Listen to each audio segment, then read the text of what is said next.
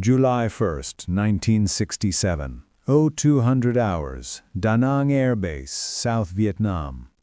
The air is thick, salty, and dead quiet. From his guard tower, call sign Watchdog 4, Marine Private First Class Slick Jensen scans the perimeter through a starlight scope. The world is a silent, sickly, pulsating green. He's bored. This isn't the jungle. This isn't the boonies. This is the rear. This is the safest place in Vietnam. Below him, Da Nang Air Base is not a forward camp. It is a fortress. It is a sprawling billion-dollar city of steel, concrete, and overwhelming American power, carved out of the Vietnamese coastline. It is home to 25,000 U.S. personnel, hundreds of aircraft, and acres of munitions. The perimeter itself is a masterpiece of military engineering. It is an 11-foot-high chain-link fence, topped with 3 massive concertinas of razor wire. Inside that, a second fence. Between them lies the dead zone, a 50-yard strip of raked sand, trip flares, and anti-personnel mines, all perfectly illuminated by massive diesel-powered floodlights. Every 100 yards there is a concrete bunker. Every 300 yards a wooden watchtower just like Jensen's, armed with a .50 caliber M2 machine gun. This is not a line. This is a wall. Nothing, human or animal, can get within 300 yards of that wire without being seen, and anything seen is immediately annihilated. Jensen and his fellow Marines, the guardians of this fortress, are the most elite, well-equipped fighting force on the planet. They're armed with M16 rifles, M60 machine guns, and a level of pure, unadulterated confidence. They know who the enemy is. Charlie, the VC, ghosts in the jungle. And to the Marines in Da Nang, Charlie is a joke. He is a half-starved, illiterate rice farmer. His uniform is a set of black pajamas. His weapons are captured, rusty rifles or crude, homemade bombs. In the daylight, the Marines mock them constantly. They laugh at the enemy's crude gear, his bare feet, his ridiculous conical straw hats. The idea that these men in their black pajamas could ever pose a threat to Da Nang, to this city of steel and searchlights, is not just unlikely, it is laughable. This is the core of the American mockery, absolute faith in technology over tactics, in walls over willpower. Simultaneously, 500 yards from the perimeter, in a flooded drainage ditch, 20 men lie perfectly still, submerged in neck-deep, foul-smelling water. They are not farmers. They are Dac Cong, the Viet Cong Sappers, the special attackers. They are not wearing black pajamas. They're wearing only shorts, their skin painted black with charcoal and grease to defeat the starlight scopes. They are not carrying crude gear. They're armed with the only weapons that matter, satchel charges packed with C4 explosive, B-40 rockets, and AK-47s wrapped in waterproof cloth. They are not primitive. They are the most highly trained, disciplined, and terrifying infiltration specialists on the planet. For 6 months, their leader, a man named Nguyen, has observed this perimeter. He knows every guard, every patrol, every searchlight sweep. He knows that in 30 minutes, the main generators are scheduled to switch over, plunging the perimeter into a brief 3-second darkness. He and his men have spent weeks practicing, inching their way millimeter by millimeter under the wire. Their mission is not to capture the base. It is to inflict a wound so deep, so arrogant, that the American brutes will finally understand that they are not safe, even inside their fortress. 02:30 hours, Watchdog 4. Private Jensen yawns. He takes a sip of warm coffee from his canteen. He stares out into the dead zone. He sees nothing. But the sappers are already there. They're lying motionless in the sand inside the dead zone. They have already cut the small, neat hole in the bottom of the first fence. They have cleared a 12-inch wide path through the minefield, de-arming the trip flares by hand. They are 100 yards from Jensen's tower. He sees nothing. They are 50 yards from the nearest concrete bunker. The Marines inside, sleeping, hear nothing. The invincible wall has already been breached without a single shot fired. The men in the black pajamas are inside. July 1st, 1967, 02:30 hours. The dead zone. The sapper leader, Nguyen, lies on his belly in the raked sand. He's 50 yards from the nearest bunker. He glances at his watch. The second hand sweeps toward the 12.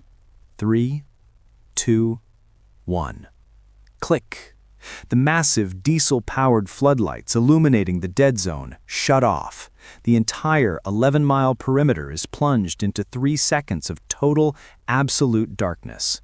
For Private Jensen in Watchdog 4, it's a routine generator switch. He blinks, his eyes adjusting, waiting for the backup lights to kick in. For the sappers, it is the starting gun. In that 3-second gap, 20 ghosts rise from the sand. They are not running, they are sprinting. They move with a speed and silence that is inhuman. When the backup generators roar to life and the floodlights snap back on, the dead zone is empty. Jensen scans the perimeter. He sees nothing. The sappers are already past the dead zone, having crossed 50 yards of open ground in 3 seconds. They are now at the second fence, the last barrier. It doesn't slow them down. They don't cut it, they climb it, scaling the 11-foot chain-link fence in seconds, their grease-painted bodies flowing over the top, ignoring the razor wire that rips at their flesh. They are now inside the main base. They are inside the fortress. Still no alarm. The sapper team splits. This is the brilliant tactic. They are not a disorganized mob. They are 20 individual scalpels, each with a pre-assigned target. Team A, led by Nguyen, sprints for the concrete bunkers. Team B sprints for the flight line. Team C sprints for the massive fuel and munitions dump. Inside bunker C4, 2 Marines are half asleep by a radio. The generator switch didn't even wake them. Outside their steel door, a sapper arrives. He doesn't try the handle, he doesn't knock. He calmly places a 20-pound satchel charge of C4 against the door, lights the 15-second fuse, and sprints away. On the flight line, a row of brand-new F-4 Phantom jets sits gleaming under the moonlight, each one worth millions. A 19-year-old sapper, his only gear a pair of shorts and a bag of explosives, sprints up to the first F-4. He doesn't mock its technology. He simply shoves a satchel charge into its main landing gear well, lights the fuse, and runs to the next plane. He does this 3 times. At Watchdog 4, Private Jensen is about to radio in his all clear for the generator switch. He sees a shadow, a black pajama, no, a man in shorts, running inside the base. He keys his mic. Red Crown, this is Watchdog 4. I have an intruder inside the wire, near the flight line.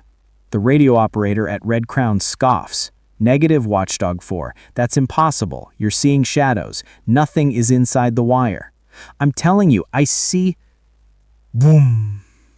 The entire airbase is illuminated, not by floodlights, but by a blinding, white-hot flash.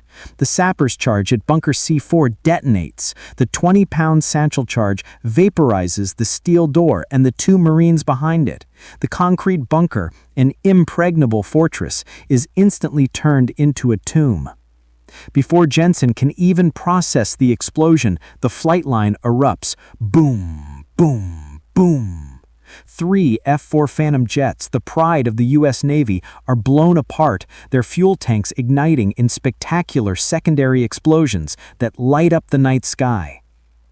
The base alarm finally begins to wail. We are under attack! We are under attack! Enemy inside the wire! The mockery is over. The primitive enemy, the one in black pajamas, has just bypassed 11-foot fences, razor wire, minefields, and watchtowers, and is now inside the single most secure base in Southeast Asia. On the ground, it is pure chaos. Marines, blinded by the explosion, spill out of their barracks with M16s in hand. They're expecting an attack from the perimeter. They form a line, pointing their rifles out at the empty jungle. But the attack is coming from behind them. Sappers who had hidden in the drainage ditches inside the base now rise up and open fire. Crack, crack, crack, crack. The distinctive deep bark of the AK-47 rips through the American ranks from the rear. Marines spin around, confused, shooting at their own barracks, shooting at shadows. In his tower, Private Jensen is no longer bored. He is terrified. He swings his .50 caliber machine gun around, away from the perimeter, and points it down into his own base. He sees a sapper running toward the fuel dump. Jensen squeezes the triggers. Thump, thump, thump, thump. The .50 caliber rounds, each as big as a cigar, kick up dirt around the running figure. The sapper doesn't slow down. He doesn't even flinch. He is on a one-way mission. This is the audacity the Marines were not prepared for. This is not a probing attack. This is a suicide attack. The sappers are not trying to get out. They are trying to destroy as much as possible before they are killed. Their crude gear is irrelevant. Their bravery and skill are the ultimate weapons. The sapper reaches the massive above-ground fuel bladders. He is hit by 350 caliber rounds. He is killed instantly. But his momentum carries him forward. As he falls, he pulls the pin on his final satchel charge and drops it at the base of the fuel dump. A secondary explosion follows, a massive rolling fireball that turns night into day. The invincible Da Nang Air Base is on fire.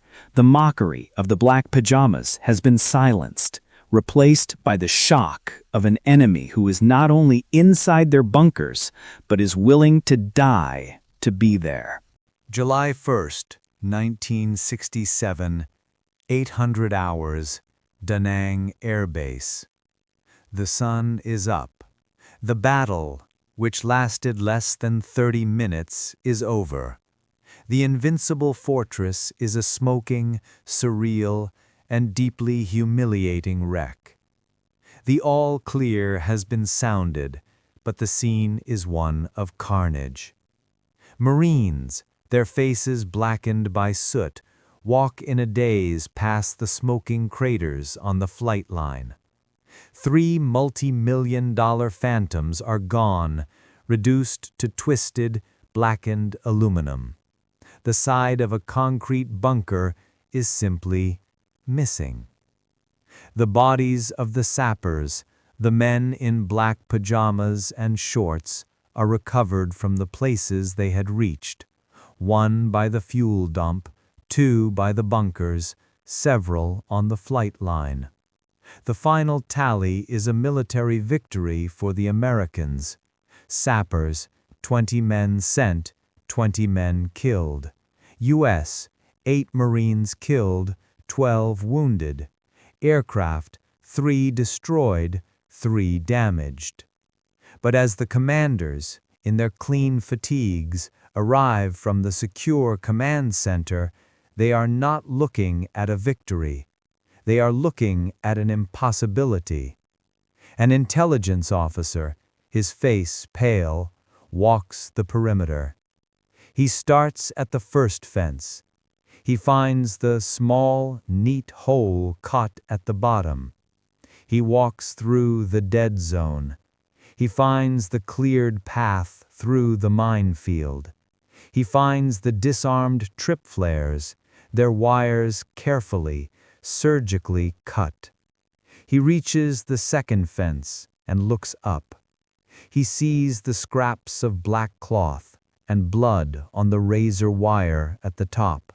His blood runs cold. They hadn't tunneled. They hadn't blown the fence. They had climbed it. The mockery from the day before, the laughter at the crude gear and bare feet, is now silent. It is replaced by a terrifying, stunned realization. The sappers' gear wasn't crude, it was perfect. They wore only shorts and grease, so they wouldn't snag on the wire. They carried only explosives because their mission wasn't to fight, it was to destroy. They didn't need high-tech equipment. They had bypassed the entire high-tech security system, the floodlights, the starlight scopes, the mines, with the most primitive and crude tools of all: patience, audacity, and wire cutters. The after-action report is a document of pure, unadulterated disbelief. The enemy displayed a level of discipline, training, and infiltration skill that was previously thought impossible. Security measures based on technological superiority were proven insufficient. The enemy's willingness to sustain 100% casualties to achieve an objective is a weapon we are not prepared to counter. The Americans had built a $100 million wall to stop a bullet. The sappers had simply walked around it, opened the door, and burred the house. July 2nd, 1967. MACV HQ, Saigon, Pentagon East. The air in General Westmoreland's war room is cold, filtered, and sterile.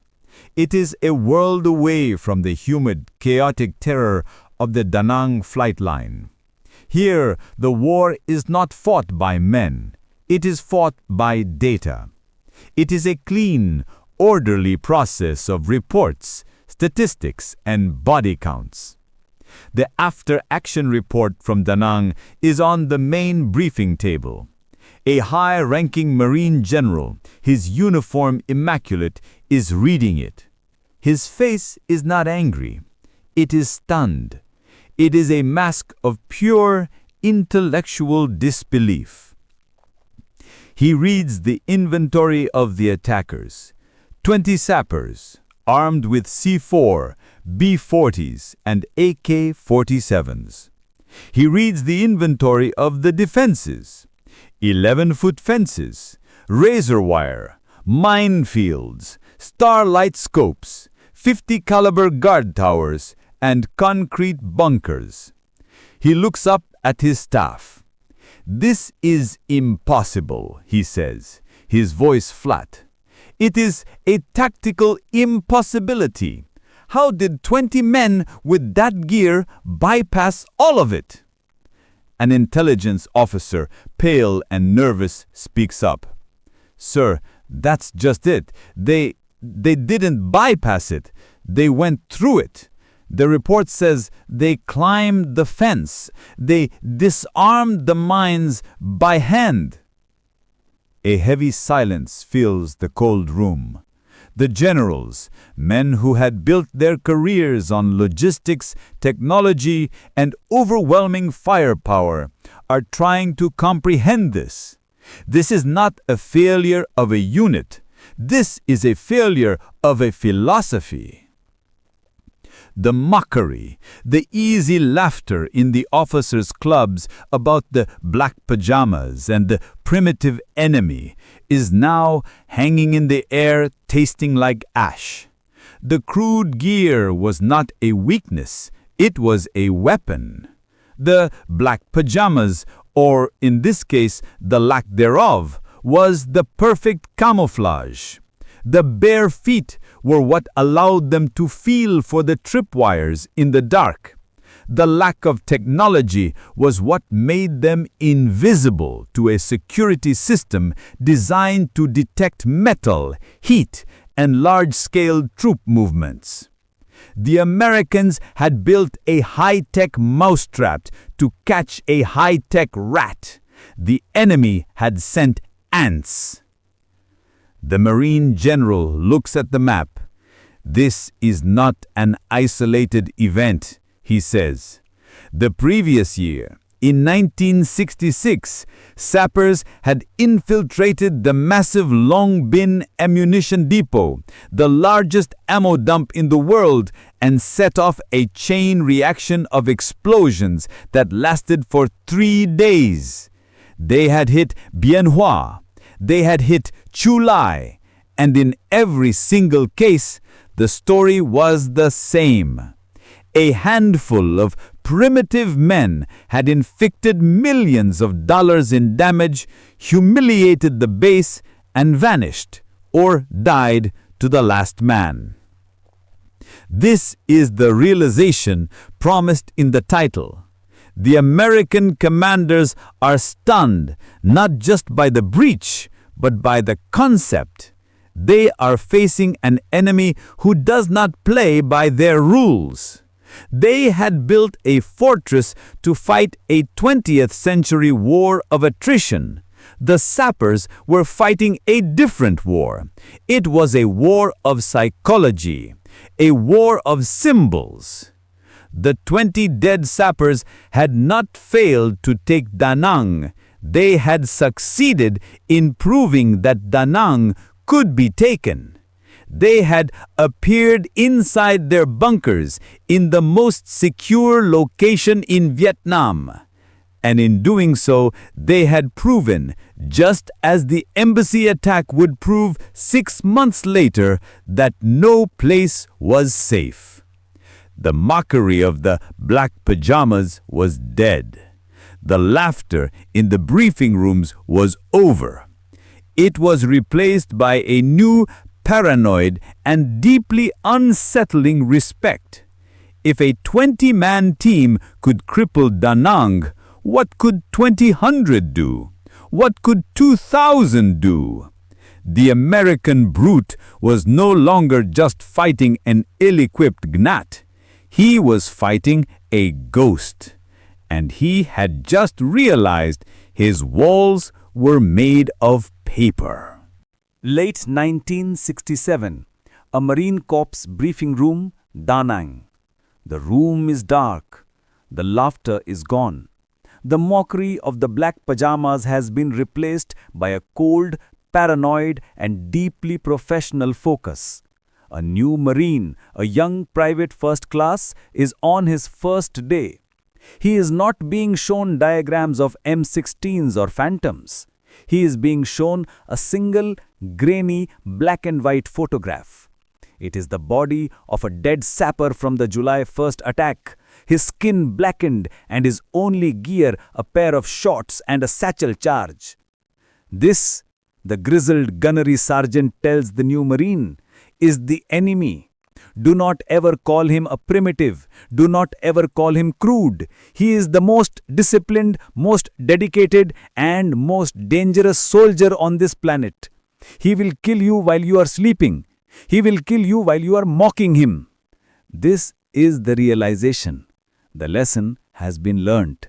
The Marines, humbled by the attack, are forced to adapt. The fin-tappable perimeter at Da Nang was completely rebuilt. The wall of steel and concrete, which had failed, was now augmented by something far more effective: humility. They no longer rely on technology alone. The 50-yard dead zone was doubled to 100 yards. The raked sand was now tilled every single day to show fresh footprints.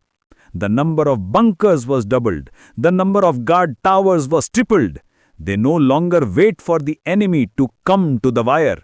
Aggressive hunter-killer patrols are sent outside the wire 24 hours a day to find the sappers before they can even start their approach.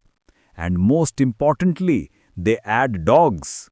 Sentry dog patrols whose low-tech noses can detect a greased-up sapper lying motionless in a ditch 300 yards away.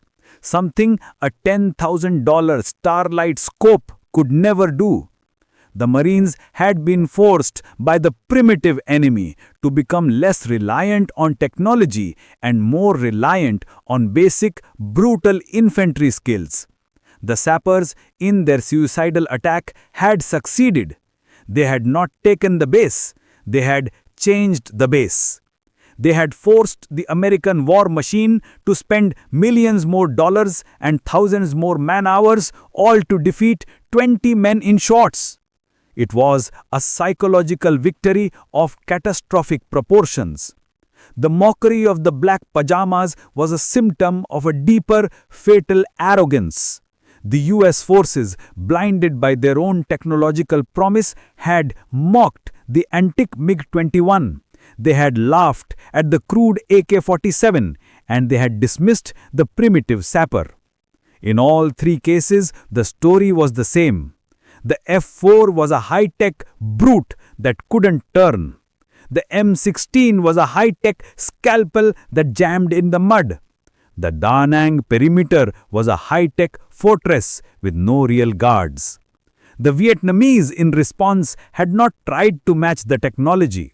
They had bypassed it.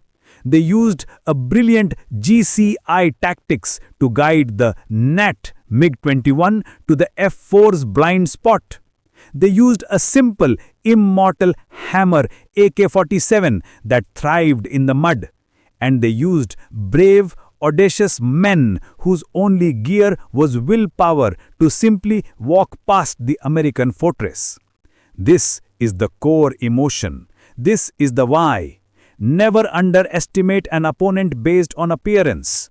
The US had built a war machine to fight another identical war machine, a mirror of itself like the Soviet Union. They were prepared for a high-tech war of tanks, jets, and overwhelming power.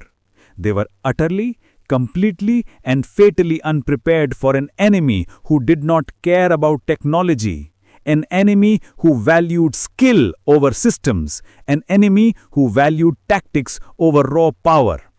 The sappers, the MiG pilots, and the grunts with their AK-47s had all proven the same terrifying ancient truth.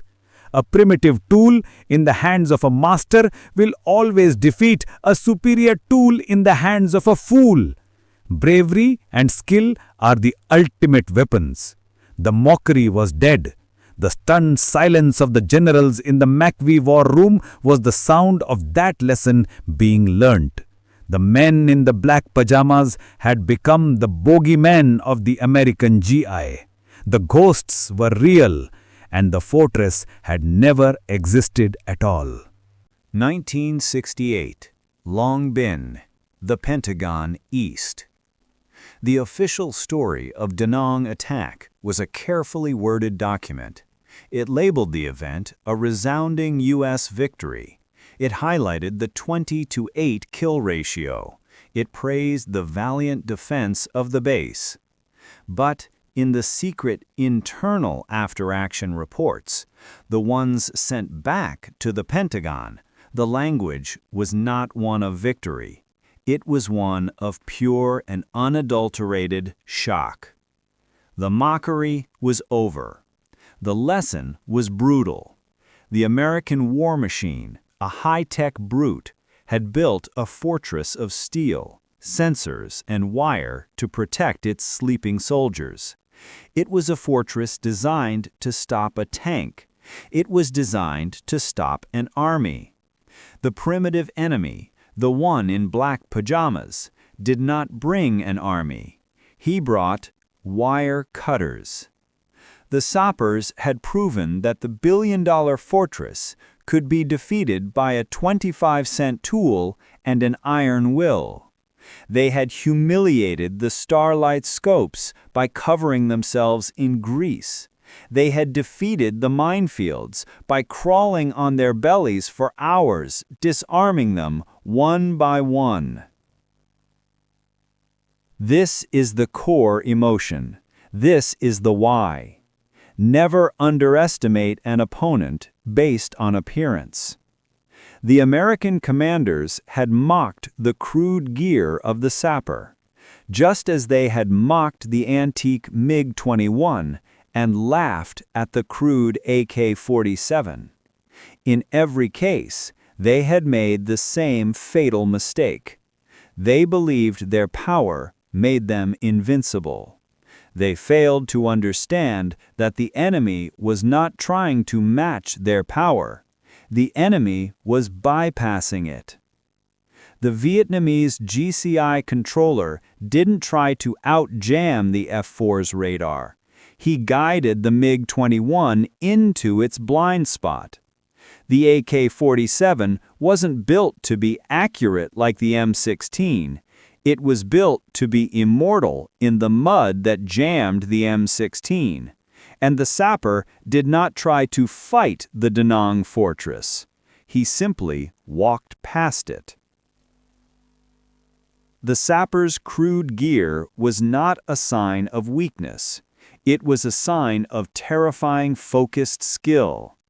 Their audacity was not recklessness. It was the ultimate weapon against a predictable, arrogant, and technologically obsessed foe. The mockery of the black pajamas was the laughter of a giant who had built an impenetrable wall, only to be killed by a ghost who could walk through it. The shock of the sappers appearing inside their bunkers was the moment the giant realized his walls were just an illusion. Bravery, skill, and audacity, it turned out, were the only weapons that mattered.